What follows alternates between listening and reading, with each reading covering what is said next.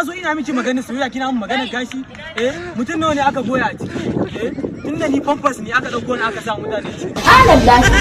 mutum nawa ne suka zo suka hau ban da su ba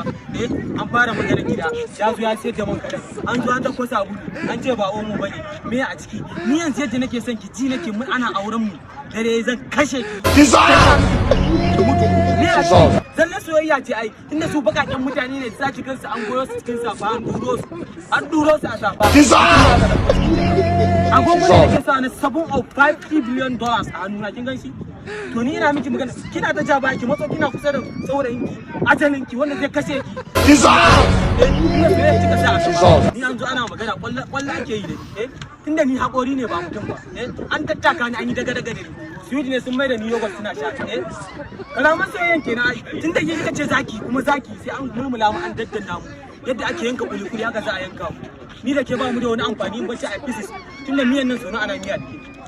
maman mu ta dafa ni na ki da wasa hakura mana sun ji hakura an dafa ni a hakura haka nan mana tunda tun ina karami yara na ku yau yara ke kuma kin ce ni aure kai ku yau to ba ya ji ai gangaliyon ba tunda ana magana dokunan yara guda nawa ne ni abun yana ta damuna an zo an mu rashin adalci Allah shi duba cikin